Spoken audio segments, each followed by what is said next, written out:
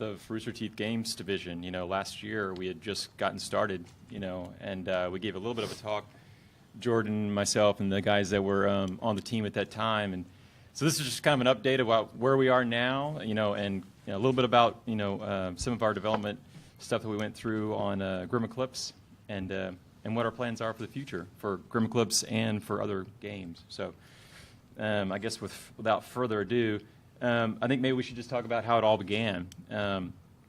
I met the guys at Rooster Teeth, Matt and Bernie, about, I forget how many years ago, but it was about 2006, and we were working on some commercial work together for GameStop, and they said that they always wanted to make games, but at the time it just didn't make sense. I was doing my career thing, and they were making live-action shorts and Red vs. Blue and doing all that kind of stuff. But along came Monty Ohm, and created this amazing franchise called RWBY.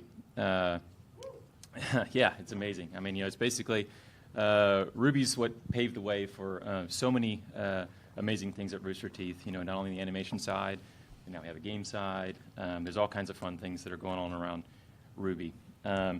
But for those that had the chance to meet Monty, he was just an amazing, creative, free spirit, full of energy, full of passion, and he poured everything he had into this franchise. And we're trying to do the best we can to fulfill his legacy. He's done an amazing job. He paved the way for us, and as you can see here, like Carrie and Miles, they're trying to keep up where he left off, and then now here we are as the game team. We're trying to also evolve the franchise into new directions. Monty was quite a character, and he was one dancing machine, that's for sure.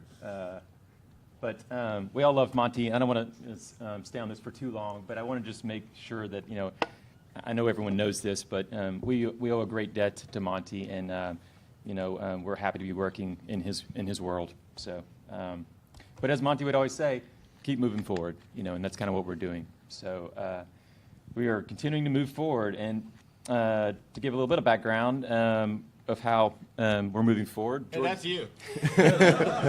Jordan Scott, the amazing Jordan Scott, was inspired by by Monty's RWBY, and was a young game developer, and had already done a couple of different fan games. I forget what the other word, Jordan. Pokemon. There's a Pokemon game, yeah. I've heard of that. Yeah, I've heard of Pokemon, and. It's gone. He was really inspired by RWBY and said, "Hey, you know what? I think I'm ready. I'm going to do this. I'm going to make a game that gets me noticed." And boy, did he ever! Jordan. That's right. So Jordan, worked tirelessly, endlessly, many nights spinning around and around in this environment, right, Jordan? From about November 2013 to about April 2014. He did this whole game by himself. He built the environments. At that time, the characters too, right? Because you didn't have any of the show models or anything, right? Yeah, for the first version. Yeah. And was just a one-man team, and released it on Rooster Teeth's birthday, which was April 2014. Yep. And it got noticed. His plan worked. He did all this work. And Monty saw it and said, "Wow, this looks like something that I can get behind. It looks like something that's worthy of RWBY, and I want to support it." So he reached out to Jordan, and I'm sure Jordan probably did a couple backflips and was really excited about the opportunity to work with Monty and to work with the RWBY animation team. And so he set off to continue development, he came down, and I think you spent some time with Monty, and you guys kind of get to know each other and talked about what he was thinking in his head, where he wanted the franchise to go, and so Jordan continued to work. He worked from that time until this loser showed up, but he worked basically a whole year. He worked a whole year on this game by himself, with not a whole lot of support from what I've heard. I mean, talking to Gray and Carrie and Miles and those guys, they were like, "Man, we feel so bad when I joined that Jordan's doing all this amazing work. We just don't have the time to support him." And so, again, coming full circle, Matt called me up and said, hey, man, we've got this amazing young man named Jordan Scott who's working on this game called RWBY, Grimm Eclipse, and he's just one man. He can only do so much in a day, and we would love. I think now's the time. Let's make a games team. Let's make this game, and let's make a lot more games. So that's how it all got started. And so when I joined, I found out like 2 days later we were going to be releasing another demo, Yep. which was a fun thing to learn your first day on the job. Oh yeah, by the way, we're releasing a demo on our birthday of Jordan's most recent work. But Jordan being the pro that he is, it was amazing, and people loved it. And it was really hard. I think somebody said that earlier. It was super hard, It was easy. Well, the thing is, I made the first version too easy for Monty, so he kept telling me to make it harder. So I was just like, okay. You were like, all right, you want it harder? I'll make it harder. Yeah, basically. Yeah, that white Beowulf, that pissed me off so Yep. There's actually Vincent in the crowd, who was one of the original game testers, helping out Jordan along the way. So moving on, again, Jordan had done this amazing stuff over the course of a year, but he was just one guy, and it's really hard. I mean, Jordan, I don't know if you realize what he was getting into, but he really was biting off something, pretty big. It was a 4-player cooperative multiplayer game. 3D environments. Each character has their own leveling tree. All this stuff. It's just you'd been working till about 2020 or something, or maybe longer. And Sure. so I set off to say, hey, well, let's find some guys. Jordan and I spent a little bit of time, figuring out hey, if we're going to make this into a bigger game, what would we do with it? And we kind of came up with the idea of more like a Left 4 Dead kind of mission style stuff. And then we set off to build the team to make it all happen. And so we hired Mr. Casey Donnellan, or Donnellan, whichever he's going by these days. Amazing engineer to help us come in. And, Jordan had been coding in JavaScript at the time, but Casey was like, hey, we need to get all this into C# and make sure we get everything cleaned up. But Casey did a great job of just coming in and laying a really solid foundation for us, not only for Grimm Eclipse, but his goal was hey, this isn't the last game we're going to do, so let's make sure that we're thinking forward, and just did a really amazing job, and started building tools for Jordan, that would make his job easier. And then Mr. Riley showed up, Mr. Brian Riley, our producer, to help basically wrangle things, because I knew that as we started building this team, there's basically had to be somebody that's sitting around ringing the bell saying, hey, man, don't forget this task is due, or don't forget we're supposed to make this announcement next Thursday, all those good things that I will forget. Brian's supposed to help me do all that, and he's done a great job. So with this little small team here, we actually pulled together a quick demo, one level, of kind of like an endless, well, it wasn't endless horde mode, it was a horde mode with a game mode for RTX last year. I don't know if you guys, who all was here last year and got to play that? Cool. Wow. Well, we've come a long way since then. So at RTX last year, actually, Abe Robertson joined us, who, amazing, Thanks, amazingly talented guy. I mean, he just amazes me every day, honestly. What he's done, he's taken my crappy stuff that I did for RTX and just, again, made it amazing. We're going to get into some smart work later, and I'll show you some of his work, but Abe is just a powerful force. Thanks, Boo. It's an honor working with him. Thanks, baby. And he began to set out, okay, hey, I see where you guys have gotten at RTX here. But he was like, basically, move, put on the sunglasses. But so from that point on, from August all the way up to October, when we decided to launch into Project Greenlight, or Steam Greenlight, the fans were kind of begging, like, hey, we want this game sooner. So we decided, well, hey, let's try Greenlight. We had always planned, you guys don't know this, but we're constantly planning and making schedules that we were hoping to launch the next RTX, which is now, but we thought, well, let's get the community involved, and let's try to, let's do this for Greenlight, so that way we get our community's feedback, because it's very important to us. And so around October of last year, we launched on Greenlight, and you guys helped us get it through Greenlight. I think in less than 48 hours, I think it was. It was Technically like 24. technically 24? Okay, well, even shorter than I thought. show up. No, that was really fun, and I appreciate everyone who helped us do that because it was you guys that did it. So, and so that basically paved the way for us to launch for early access in December. We were ready. We had already had a great deal of the game already done, and so we just decided to launch, in December, so that we could again stay on our plan of trying to launch by RTX of this year. And so then we got some more. Oh, nice, my ID photo. Well, I didn't, it's, It's a great photo, by the way. That's what my it's a great creeper photo is from. It's like Kmart, Sexy bitch. Yeah, I know. So in February, we realized, again, hey, we're not going to be able to finish this game. We need to bring in some more muscle. So we got one of the best people from USC, Jeff Chamberlain, rockstar engineer, came on to help Casey with a lot of stuff that he was trying to do. Andy Cortez, this man to my left here, yes. Love a designer extraordinaire, also a badass 3D artist, came on to help us with, just helping Abe with not only the level stuff, but all the props that you see throughout the world. And then Andy Mesner, our senior producer, who's had a ton of experience. He came from BioWare. I think he was working on a Star Wars project. Came on to help us basically, take it to the next level. Brian, as we'll talk about later, was getting, he's beginning to shift his role into more like tabletop gaming, and so Andy kind of came on to help us get to the end and help out with all the different stuff. There's just a ton of stuff, that has to be done and you have to be reminded of, because as developers, you kind of get into your little tunnel and you forget what you're supposed to be doing, So between Brian and Andy, it was great that those guys kind of kept us on target. So then, just in the past month, we hired a couple new guys, Michael Washburn and William Venice. Michael couldn't make it here today, but William is here with us, a recent grad of SMU Guildhall. He's done some amazing work on the game. He did all of our achievement system, right, William?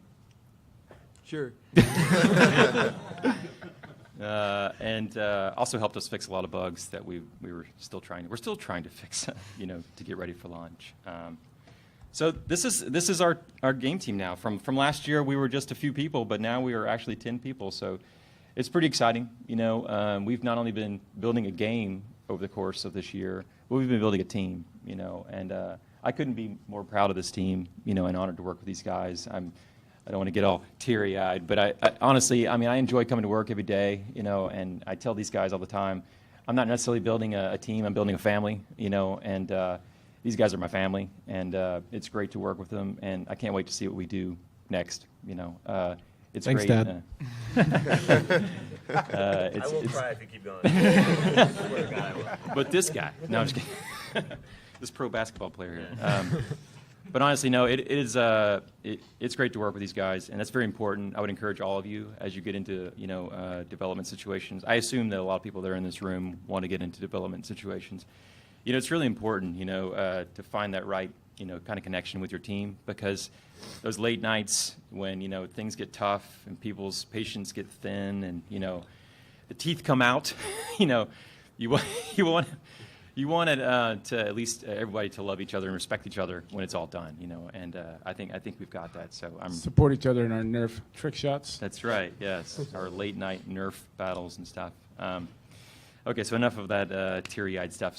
So just to kind of give you an idea, I guess, of this is not counting obviously all of Jordan's work that he did for like a year and a half or more, before we really got involved, but.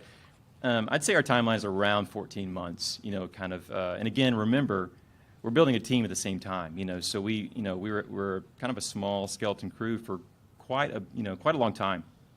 Let's kind of give you the idea of, kind of where we were through these key dates. So in this year, obviously we've been in early access, we've been trying to listen to community feedback, we've been making patches and content updates as we go.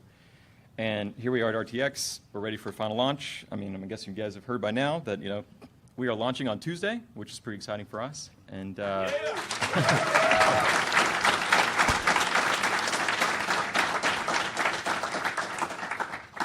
cool. I better slow down. I'm talking fast. I'm gonna get through this whole thing, and That's then more Q&A. And then oh my God.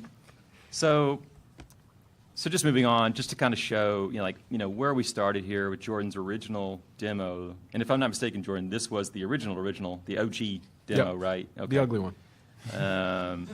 Where you were fighting in the snow environment, more like the RWBY's original Red trailer.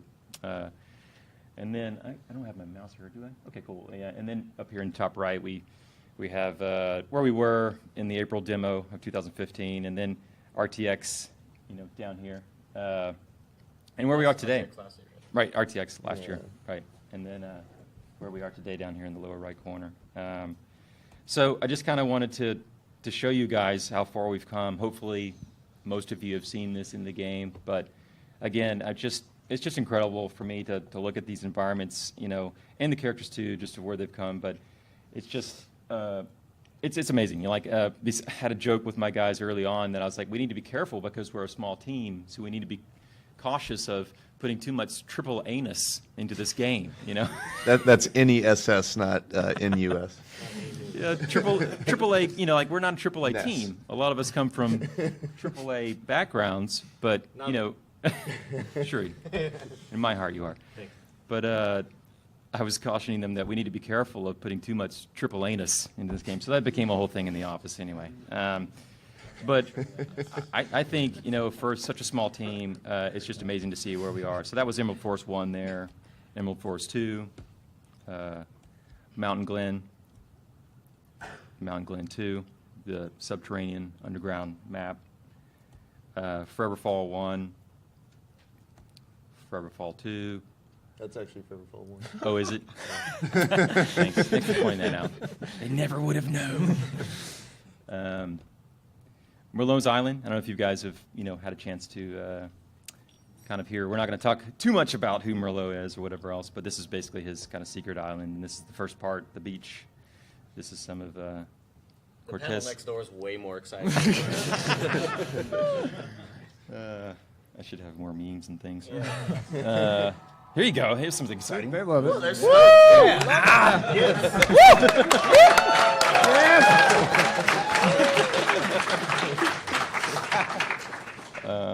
So this is the wasteland map where again, we're learning a little bit more about Merlot and some of his plans and some There's of a lot going on in that photo. You want There's to a talk lot about going that? on in this photo. We've got our new UI down here that you see in the lower right corner. We've actually got Ozpin talking to you. So, for those who haven't caught up yet in the story, Ozpin kind of shows up. What else do we have here, guys? We've got Blake attacking for no reason. Lake attacking. Yes. fuck this rock. Ooze pools. Uh, I don't know what they're I don't know what they're called. The pools, Andy. Those things are annoying. yeah. Well, That's why I put him there. green goo. Yeah. The character art on the bottom right in the UI was done by Patrick Rodriguez, the art director of RWBY. So. Yeah, and you guys may recognize that artwork. That's actually from the toy packaging artwork, and it's also from the playing cards that we use. So we're trying to, as much as we can, kind of cross-pollinate, between the animation side, and it's been great working with those guys. They pretty much left us alone because they like what we're doing. But the only places where we're trying to stay aligned is obviously with story, because we do want this to be canon to the story, and then just a lot of the, some of the look stuff we've been working with them on as well. As you saw, who all checked out the Volume 4 trailer? You all saw that? All right, yeah. Ooh, boy, yeah. So as you can see, the show's kind of evolving. It's the girls are growing up a little bit. They're changing their rendering style. That's a whole other talk about, kind of what they were dealing with on the process pipeline side of things. But, so we've been trying to keep up with those guys and knowing what's coming, and you guys may not knowing what's coming. We've been trying to, do that in our game as well, to make sure that we're kind of trying to evolve with them. So this is Merlot's lab. Hopefully not too spoilery for people who haven't seen it yet, but it's a pretty amazing environment. Another shot of the lab there. So moody. Abe, really, man, I love this environment. It's so cool.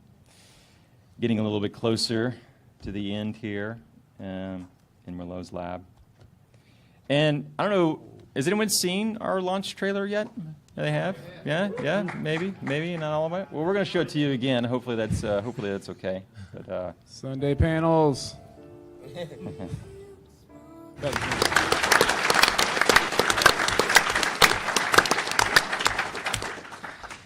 yeah, so needless to say, we're pretty excited about that. And, again, we've said it a couple different times, but this Tuesday, July 5th, we are launching our full release on Steam PC.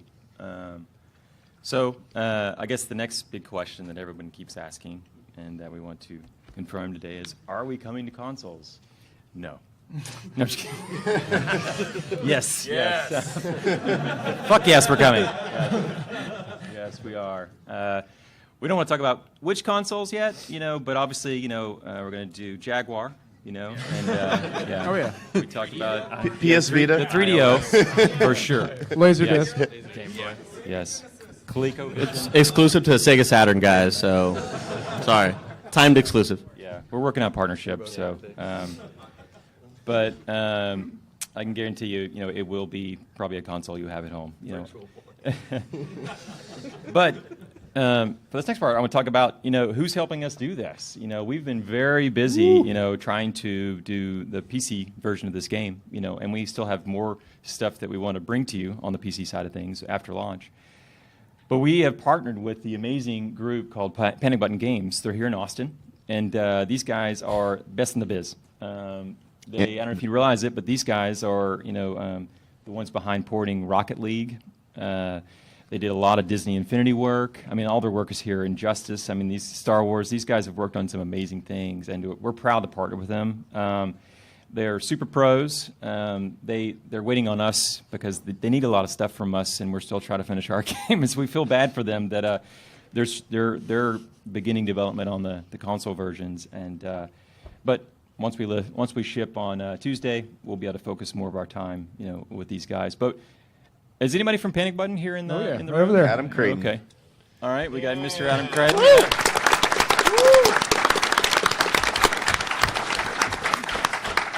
So I would keep an eye out for these guys too, because not only are they helping, they're just console experts. Not only can they get in there and help you make a better game and more efficient for the target console, but these guys are making original IP too. So keep up with them. Go to panicbuttongames.com, check out their Twitter account.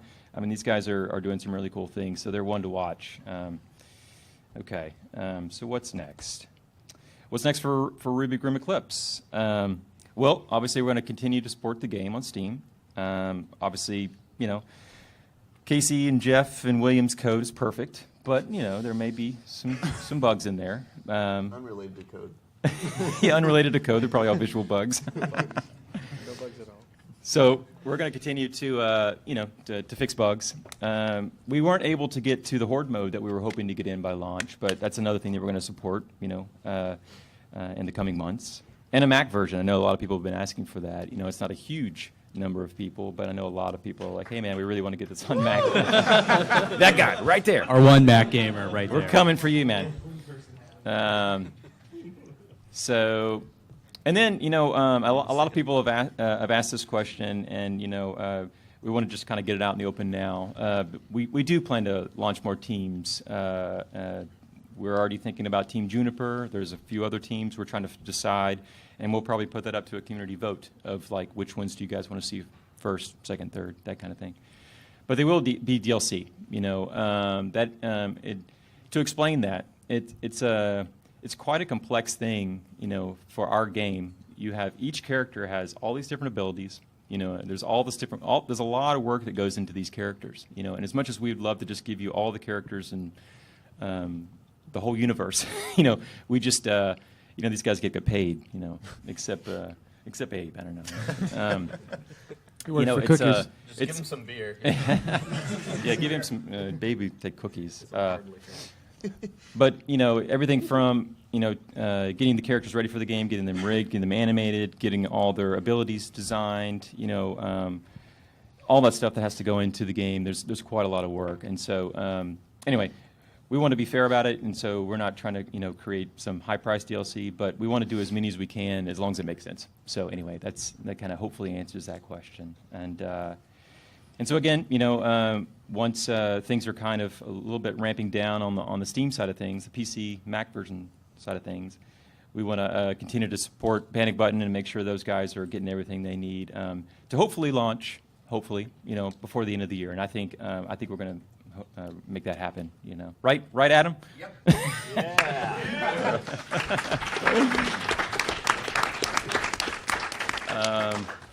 Okay, so let's see. Well, what's next for Rooster Teeth Games? We're working on a RWBY game right now, and we've had a lot of fun. But we would love to create some stuff, for the company, some original IP. We've got a few different ideas that have been kicked around, and we're looking forward to once kind of RWBY's out the door and things are going and everyone's enjoying it and we're not fixing bugs, for our team to kind of get around and brainstorm original IP ideas. Everybody sharing those ideas. That's always a fun process, But the other thing we're kicking around is just other Rooster Teeth brands. We've got so many different shows and brands that we might make another game based on one of those. Probably going to want to do a day 5 game where you just sit in front of a webcam and stay awake for 5 straight days. Write that down. But no, we have talked about doing an Achievement Hunter game, something completely just wacky and crazy, So, yeah, but there's been talks of Laser Team, Camp, all those, So, and we're excited. I mean, all those are amazing franchises, and so we'd love to get involved with those. RWBY. Yeah, the RWBY game. We're going to make a game exactly like Halo. Call it RWBY. And then tabletop games. I mentioned earlier that Brian Riley's actually, and with the help of Andy Mesner, I don't know if you guys saw that we made a little game called $1 Million Butt. Did you guys, have you guys ever seen that? Yeah. So that's a whole panel within itself. I think we could do it in 30 seconds. Yeah. You want to talk about it real fast? Let's do it. Yeah, let's do it, man. So we were in the kitchen one day. I think it was me and Cortez. And Bernie was in the kitchen. We were just getting coffee. He was like, hey, man, we're talking about making a card game. We'd kind of play like this or that. And I was like, oh, yeah, totally. Like, these could probably be the mechanics. He's like, whatever, game nerd. So we went back, and I sat down with Andy. Everybody else was busy making this game. And we're usually just on Reddit. That's not true. We do work. Twitch. It's usually Twitch. Yeah, Dr. What's his name? Anyway. Dr. Disrespect. Anyway, so we were just like, what could this game be? We talked about it like in a day. We pretty much made what the prototype could have been. Yeah, we came up with some simple design concepts that we wanted to do and kind of just wrote them all on paper. And then after that, yeah. oh my God. That's disturbing. So we made some design prototypes really quickly, and physical prototyping is kind of the way to go when it comes with both digital games and tabletop games. But Talk about your spreadsheet that you guys created. Oh, yeah. Andy made this awesome spreadsheet where you would have all the triggers and all the rules, and if you just refresh Google Docs, it would put them together for you. So we'd just be sitting there giggling, and these guys like, what happened? We would just Get to kind of work. find these magical combinations of rules and triggers that were just hilarious when you put them together. And from that, we were like, okay, we have a real game design here. We can start creating more content, start play testing it. We did a lot of play testing just around the studio. So we just invited tons of people in, said, hey, come play our game, tell us what you think. And, we made a lot of changes based on those play tests, and then also got a lot of help from within Rooster Teeth to create all the hilarious content. The play testers were there for the free pizza, let's be honest. True. Yeah. They didn't care about that. But it's been really cool seeing a lot of you guys out in lines playing the game.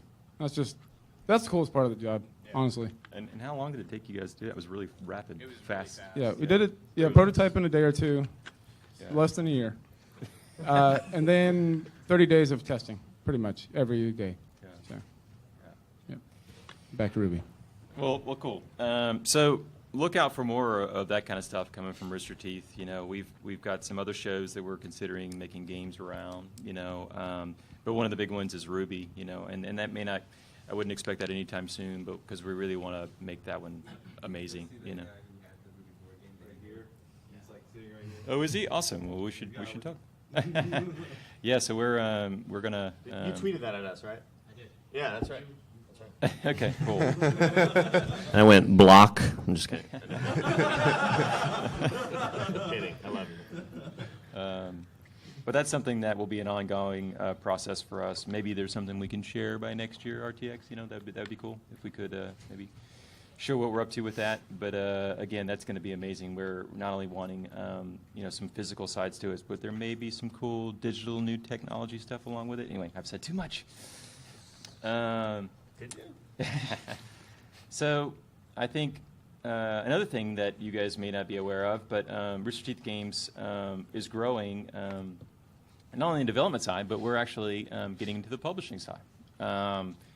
We're looking for smaller indie titles that, sorry, a little closer to the mic, smaller indie titles that kind of fit our sensibilities, our humor. I guess not everything's humorous with Day 5, but we can only make, this team can only make so many games a year, and we want to be able to focus on that. And so we're looking to help other indie games that we see as a company, and we go, wow, this is an amazing game that no one's ever heard of. What can we do to help these small little indie games, these guys that are out there, like a Jordan, that are making these games all by themselves, or a team of 2 people, 3 people, whatever it is.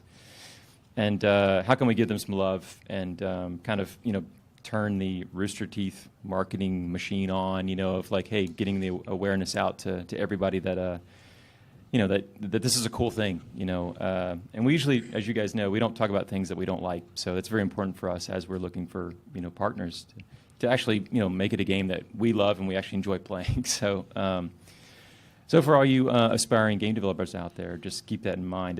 Expect some announcements a little bit later in the year about that, and more of an official, announcement and how to submit things and the website and all the other good things. But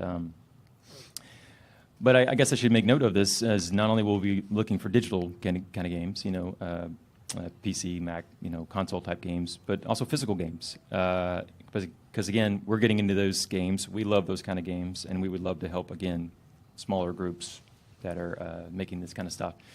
Help, again, kind of amplify what you guys are doing and make you more successful. I think that's about all I have now. We've got a lot of time for Q&A. So unless there's anything else that you guys wanted to include that I haven't covered, or Am I holding the Q&A you want mic? to make fun of me or anything? Or Oh, boy. I'll do it.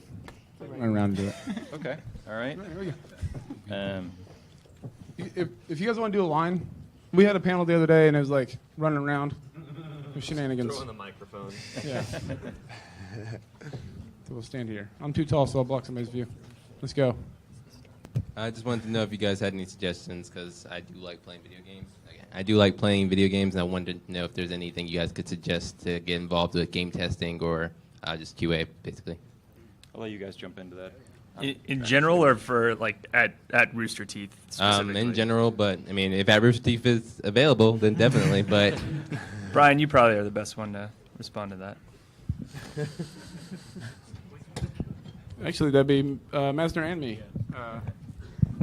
Get up in this. Yeah. So both Brian and I both have a QA background. That's how we both got started in games, and it's really, that's kind of a great way to get your foot in the door somewhere. And keep in mind with game testing, it's always kind of a cyclical thing. And studios have games that they're testing and ramping up QA, and then they have more kind of like permanent embed people. But one thing I'll say, that the QA process is really evolving with games, and these days, like, there's some really important skill sets that you can learn to be a really effective QA tester. So things like automated testing and running test cases and doing all these automatic checks and everything like that is kind of something that a lot of studios now are looking for QA testers who aren't just kind of ad hoc. Hey, I play in the game and I found this weird bug, but people who can kind of approach it in a very like scientific process. okay. Yes.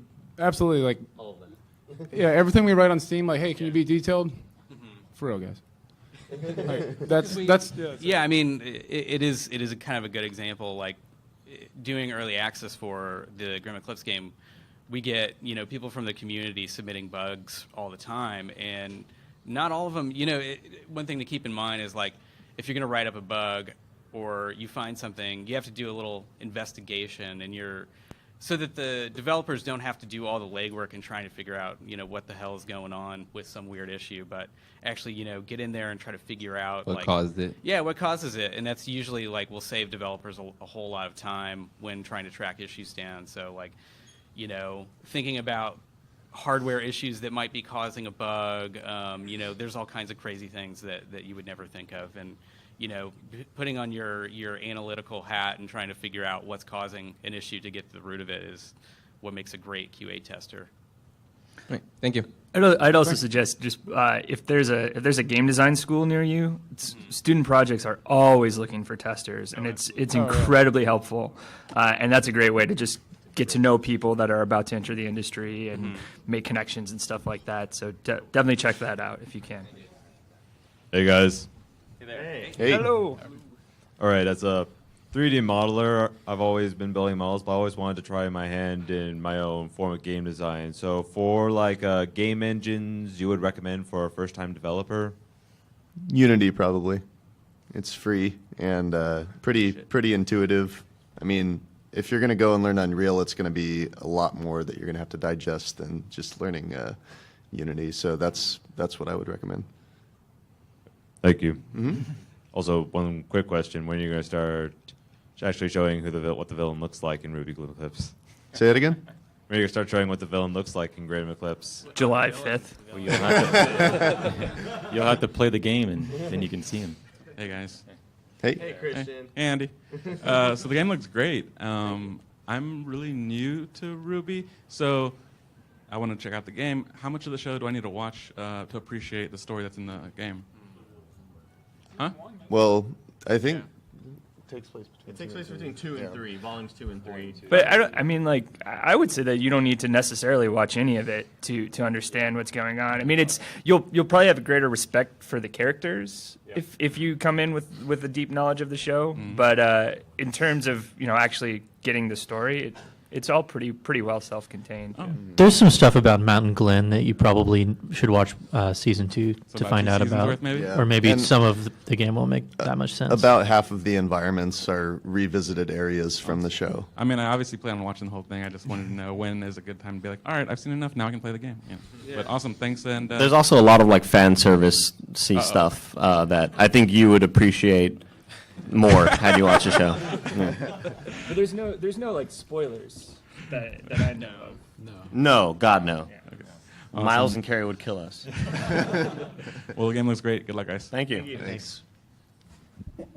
Hi, so I'm a coder with background mostly in XNA and C++, and I was wondering how easy Unity would be able to get into for someone with that kind of experience. Casey? I think very easy. C++ is really similar to C#, and I think you probably wouldn't have any trouble picking it up. Gotcha, thank you. No problem. Hey guys. That was a coder question. Super efficient. Hey guys, how's it going? Hey, Brian. What's up, buddy? How you doing? I'm doing great. Thanks, man. I'm curious about the ecosystem and kind of the approval process that kind of goes on with you guys, and because though RWBY is obviously an in-house property, you're kind of working with another team's property in a way, and I was kind of curious about how that works with you guys, because if you're I want to take a character in this direction, and they're like, well, hold on a second there. The whole plan was to kill all the characters in this game, but it just wouldn't have worked out. No, I think Michael and Brian and Andy Messner, they deal more with the writing team, because they not only have to show them the scripts, and then Miles and Carrie will kind of that's fine. That's fine. How about we change this line? How about we do this?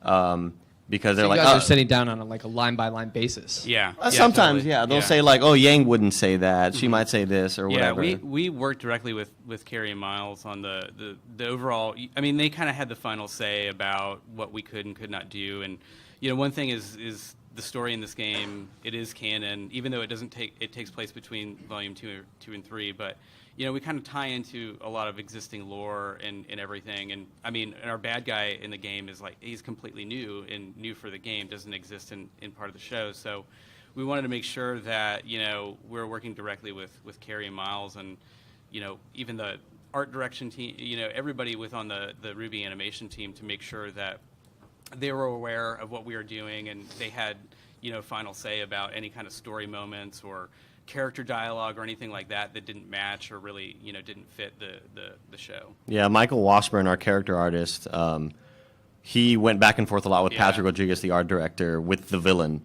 and sort of like, oh, maybe I would do this, and he was getting, it was a pretty cool process. Actually, Patrick was the one who did the final design for Dr. Merlot. Yeah. So so we work really closely with those guys, and on the visual side of things, I mean, they've pretty much left us alone. We as far as approval process, once we have a build that we're feeling good about that we're going to push to the community, that's generally when we say, hey guys, you need to check this out before we push it out, and there's only been a couple times where they're like, this is a little weird, that's a little weird, but yeah, we've it's been a great kind of collaborative process. And then kind of as a small follow-up, but I'm sure from a production standpoint, you said like the art director did some of the UI work. I can't imagine like wrangling people from other teams to get together to collaborate. It kind of has to be a nightmare. I'm sure everybody at Rooster Teeth is working on 10,000 things. Everybody's always really busy. Yes. Luckily, he had done that artwork already, so it was just sort of like Brian Arndt, who's a compositor on RWBY and RWBY. He originally pitched us the original UI design. And we're like, yeah, that looks pretty tight. I like that. And it's great for him to come to you too. It's like, oh, thank you. It was completely unsolicited. Like we didn't. Some of the contributions from other people within the RWBY team, like we didn't go up and said, hey, we need this or that, or or we can't have a UI. Like everything that they gave us was kind of just like it was all just in a spirit of sharing and working on the same property and everything like that. So, they really kind of came out with all these things and ideas and designs and things like that we could use, and we didn't even ask or request that. Cool, awesome. Thank you guys. Thanks, Brian. Thank you. Okay, so I'm not a coder, so my question, one or two questions, will be a little bit of a mess. But as far as for like the look of all the main characters, I know now there's like a ton of different outfits, and with the DLC character packs, is that going to be like only new characters, or would you guys ever consider having, say, like Hunter Yang or like Volume 4 Yang or anything else like that? Yeah, we're considering all that stuff. We've considered. The problem is that if it changes their silhouette or their outfit too much, then that is a new model. So like if we put Ruby in her schoolgirl outfit, it's a new mesh and all that. But that being said, we are considering skins, and those may not be DLC. Those might be something that actually you can learn that you can earn through achievements. So. And my second question was like, because we're in the final level, going to a totally new area. I mean, like, could this game be something like, how in the Worlds of Remnant, it's like stuff they can't do in the main show because it's, like time. But like, if you all made anything else or did anything in the future, would it be like kind of like a World of Remnant thing because it's canon where you're showing us different places on Remnant that like, Yeah, that's our hope. I think that the team, because they were so involved with Merlot, they kind of fell in love with him. And I don't know if you guys have heard his voice yet, but he's an amazing voice actor. Dave Fenoy. Are you guys familiar with Dave Fenoy at all? Yeah, the guy. Dave Fenoy, DaveFenoy.com. He did the Bluebeard and Wolf Among Us. He did Lee from Walking Dead. He was the voice of Hulu. I mean, he's an amazing voice. We were honored to work with him, and so we're hoping, that maybe he shows up again sometime, And Merlot's Island, like you say, will be maybe a part of canon, and if there is some kind of map or whatever, that maybe that's. Thank you. Yeah. Thank you. Hello. Hi, Evan. Oh, hi. How you doing, Andy? You know everybody. Just all my family members walking in. Grandma. Quick question. Well, question in like, I think it's really awesome that you guys took a fan game and made it your own.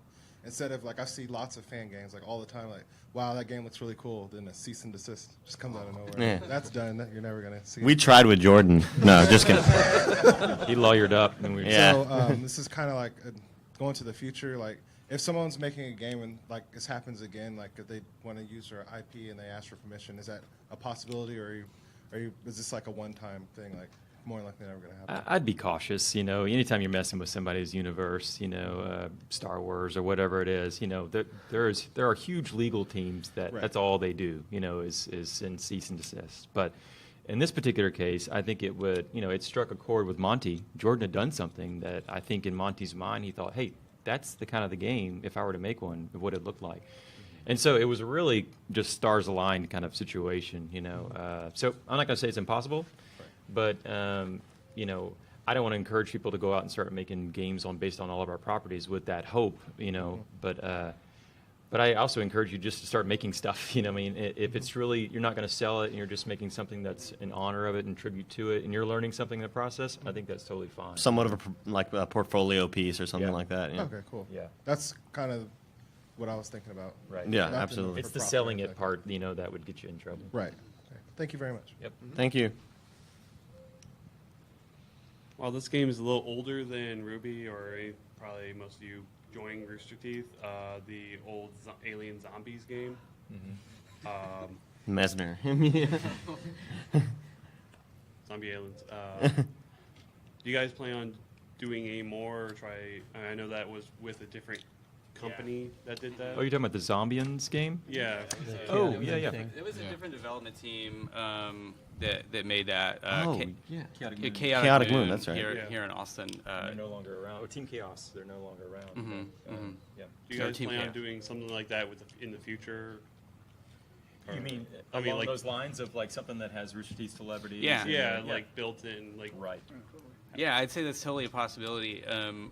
You know, we're of course well aware that everybody loves all the personalities, and it'd be a huge, you know, cool thing to do a game starring, you know, Gavin and Michael and all those guys, and you know, there's tons of fun situations that we could think of. Like, I really just want to have like fighting game where you have like, you know, teams from all the different, you know, from Funhouse and Kind of Funny and everything like that, battling battle royale stuff. I just want to do a 3D model of Gavin's nose. That That's would kind be of all I awesome.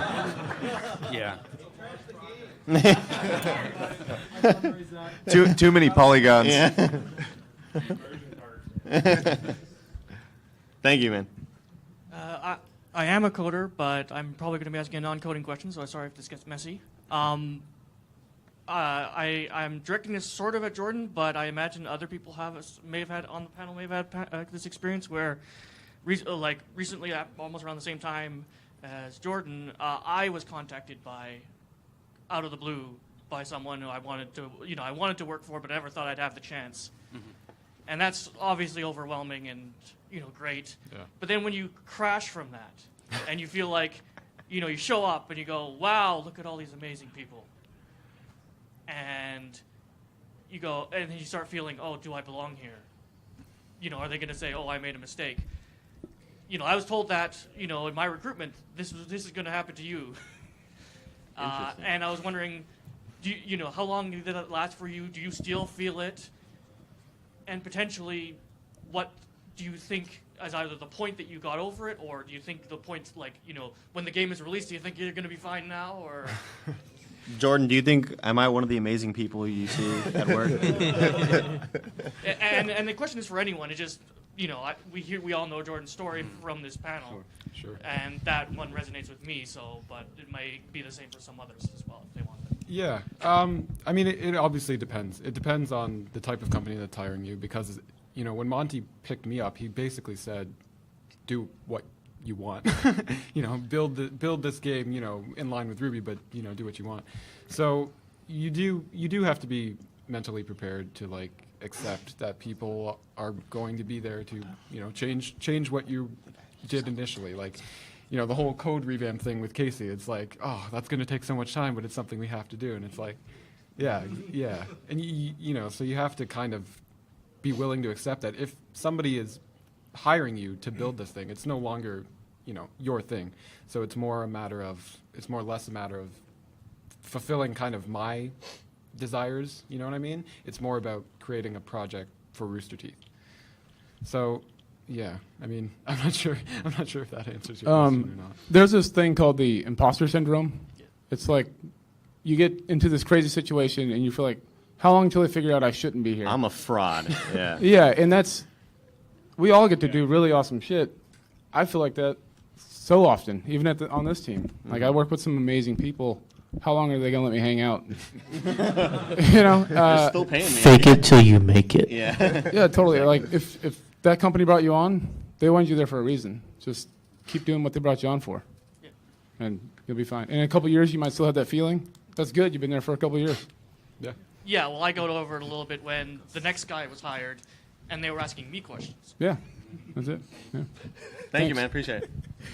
That was amazing. So first of all, I was just wondering if there's going to be any kind of mod support for Grimm Eclipse, because I'm sure there are plenty of people that You mean on might Steam? want to. On Steam workshop? Yeah, kind of on stuff? Steam. I will say at this time we haven't thought about that, but it doesn't mean it's out of question. It's just again we've been so busy just trying to get the main game done. But yeah, we'll probably think about that and maybe make an announcement on the Steam community of like, hey, if you guys are going to do it, here's how we would hope that you would do it, or or whatever. Just lay some ground rules, maybe. I don't know. Yeah. But. And then I was also wondering if there's going to be, because knowing how important machinimating is to Rooster Teeth, if there's going to be any sort of theater mode type thing in Grimm Eclipse. Right. Not sure. Yeah, that's a good question. Not sure. But I know that. Well, I can't say that. I guess when we're so stuck in the mindset of like we have to finish this goddamn game, Yeah. it's really hard to think of extra stuff.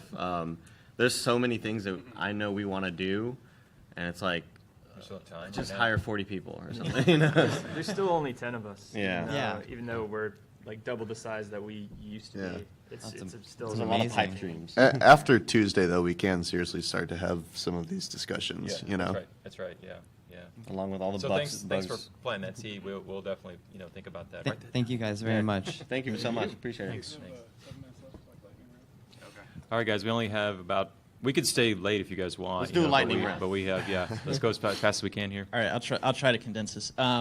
First question is for like DLC being released to Grimm Eclipse or just later on in the game. Will we be able to fight other things besides Grimm and the main villain, like White Fang members or Roman or any of the other original characters?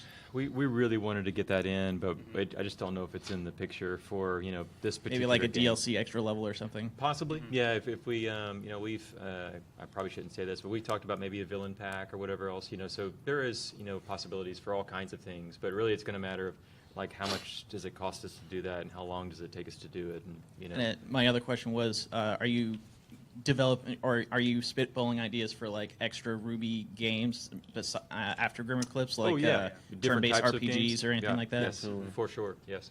Okay, and thank you for starting this Grimm Eclipse thing. It's freaking awesome. Thank you. No problem. I saw it when you first started, so it's pretty awesome. Good job. Thank you so much. Appreciate it. Thank you. There's going to be at least one more type of enemy when we release Horde mode. Yeah. Oh right, that's right. And it's a secret. I've been doing a lot of development stuff, working on models and trying to pick up stuff like Monogame and Unity to do my own stuff. And I've asked Jordy some design questions before, which were a lot more helpful than I probably let on. And I was wondering for each of you, whenever designing something new for a game, what are some common questions that come up? Is it fun? Yeah. Most definitely, yeah. That's probably the first thing you want to ask yourself. But Yeah. do you have some other stuff to add to that? Oh man, that's a loaded question. Do you have something more specific? I mean, I guess like the lore comes into play, as in like RWBY is an interesting IP because it's as a show already kind of constructed in the format of a video game. Like the Borbatusk spin thing, for instance, is like just an obvious game mechanic. It was so obvious that we added it in our game, So sometimes stuff like that just falls into your lap, if you're developing on a pre-existing IP. But for a original IP, kind of all bets are off. It's really whatever you think is cool and what's fun, and then you sort of build a baseline of mechanics, and then from there that will hopefully inform you about additional mechanics, and then those will sort of fit into that under that umbrella, Scalability is definitely something we take into consideration. Also, like we're going to talk about this a little more on the next panel, the tech panel. Shameless plug for that. Yeah, I was going to do that at the end, Casey, but yeah, go ahead and plug it now if you want. So team attacks is something we've always wanted to get into the game. They're a big part of the show, and they're these awesome, flourishing attacks in the show. And so there was an idea of like having unique ones between different characters. Like this is the RWBY and Yang team attack. This is the Ruby and Weiss team attack. But there's so many different combinations of possible characters. And then when you start thinking about adding more characters in the future, we were just like, there's no way we can make that much stuff. Yeah. So we had to come up with a solution that would scale a little bit better. That's a great answer, yeah. Yeah. I was also going to say, and this comes further in the design process. Oh, geez. But how to take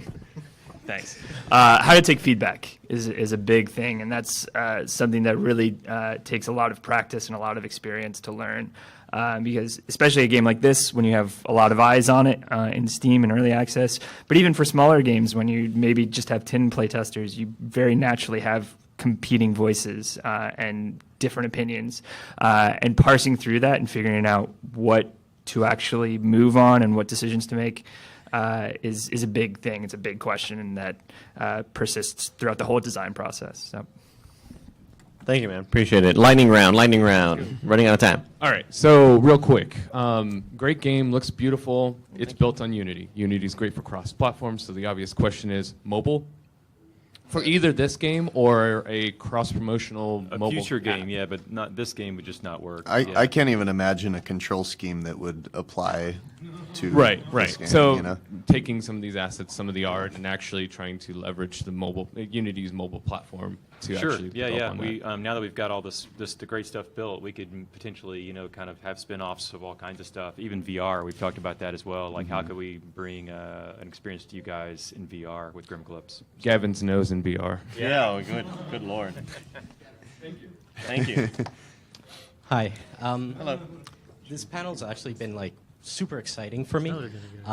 Namely, that you had said that you were looking to branch off into the tabletop thing. Namely, because this is something I've been working on for a long time, and I was just wondering if I could maybe drop off a copy, maybe for consideration. Yeah, absolutely. Yeah, man. Thank you. Yeah, so yeah, much. Absolutely. you bet. My God.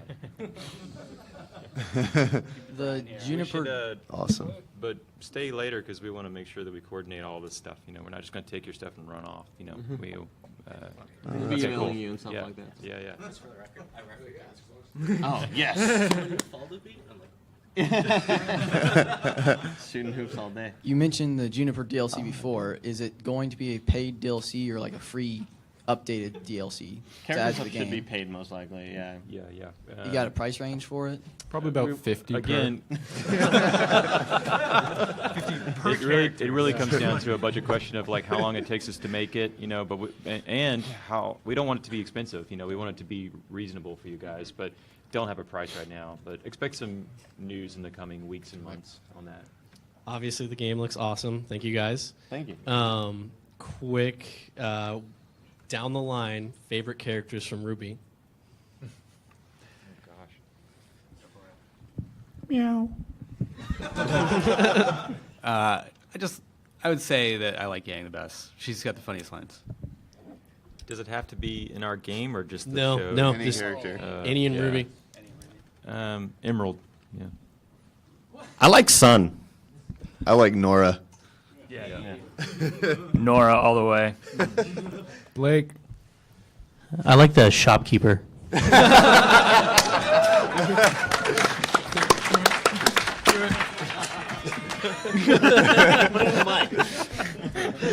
I'm gonna say Nora as well. And I assume you guys would love it as well too as everyone else. Customization in the future would be awesome. Like even to the extent like future games, 2 games down the line, whatever, being able to like make our own characters, make our own teams. Yeah, would we be freaking awesome. totally agree with you. It just was out of scope for this No, game. no, that makes sense. Yeah. Thanks, guys. Yep. Appreciate it, man. Thank you. Lightning round. Okay. This is kind of like a broad question. Oh, boy. Okay, there we go. But I see I hear of teams like yours starting out and whatnot. Like I'm a coder and game designer. I just do it in my house on my own. But is there any advice you have? Like my dream is to be one. You see pictures of people with computers and all in one room, starting a game company, and that's one of my dreams to do. Be like one of those and make it big like that. You have any advice or anything like that? I'd say Abe or Jordan because they start off really young. I mean, the one thing that I will say is that we've sort of come full circle in that, 5 years ago, to create a double or triple A game, it would require probably 30 to 100 people, or even more in a lot of cases. The tools have caught up to the technology in a way now where 5 people or less can produce a game. Like, and we're living proof of that, you know, that we can create a game with high fidelity graphics. And I mean, I would say probably the majority of our game was made with less than 5 people, you know. So it's definitely a possibility. And so just keep at it. Keep up with a prototype working. So. Just go build something. So Yeah, that's the best advice I'd give you. Just And build the other half of the recommendation I would say is keep up to date with all of the latest and greatest tools. Like learn ZBrush if you're an artist, or Substance Painter is really incredible. Substance Designer, node-based shader editors, whatnot, and then Unity and Unreal, of course. So just keep abreast of what's current. All right, cool. Yeah. Thank you.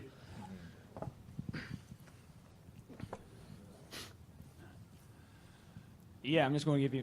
Oh boy. Like this. Yeah, I'm just going to give you an IP like a RWBY fighting game. Yeah, like Street Fighter. Have we thought about that, you said? Yeah. Oh, yeah, for sure, man. Yeah, that's what's that? When Ark was talking about. Oh, that's right. Yeah. What's the name of that game? I'm totally drawn. Guilty Gear. Yeah. So there was recently. We would love to do a fighting game, but honestly, like no one on this panel has ever worked on a fighting game before, and that's kind of it's a lot of tuning. Yeah. It's not an easy game to develop, but we all got really excited when we heard there was an interview that somebody had with Arc Systems, and they're the developers of Guilty Gear, and in this article it came up like, hey, if there was a licensed property or anything that Arc would make a game out of, and they all said RWBY, and that was something that piqued our interest as like, hey, we need to get a hold of these people, and so it's very possible if we were to do a fighting game like that, we might be out of our wheelhouse. We might go out and partner with another developer to do that. But yeah, totally love that. Jordan could make that game in a week. Yeah. Yeah, I was hoping it was going to be out within a year. Thank you, because you guys did a great job on this game within 8 months. Yeah. Something like that. Yeah. Thank you so much. Thank you, man. Appreciate it. So, if you guys are interested, kind of getting in more of the nuts and bolts and more of the tech behind, Casey, Jeff, and a few of the other guys from the team are going to be talking about some of the systems they built and the way that they did, some of the infrastructure. And that's at 1:30 at what room? Room Casey? 9 on the 3rd floor. Room 9, third floor. Yeah. So we'd love to see you there if you're interested in that. So thanks. It's Tuesday. This November. Next year at RTX, Half-Life 3 confirmed. Oh, Good job. Great. Hey, thanks for coming. Absolutely. After Tuesday, I'm looking forward to getting a lot more hands-on. We just haven't had time to keep up. We'll do it at the time. Yeah. Really good. Alrighty. Can't believe what happened.